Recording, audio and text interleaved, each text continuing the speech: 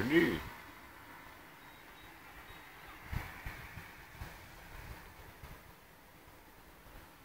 Näin Kangaslammella. Monella se bussi tulee? En mä näe kelloa. Puoli tuntia. Ei, vartti.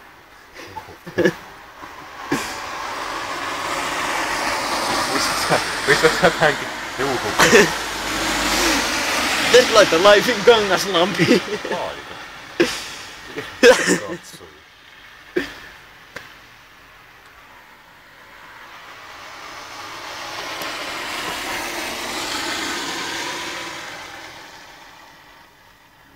Edessämme slovenialainen kerrostalo. Bulgaarialaisten rakennelma. Kangaslammella. Kansainvälinen paikka. En tiedä sitä kansainvälisyyttä.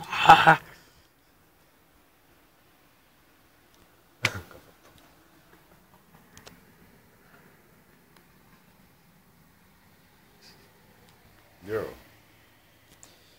Tänään.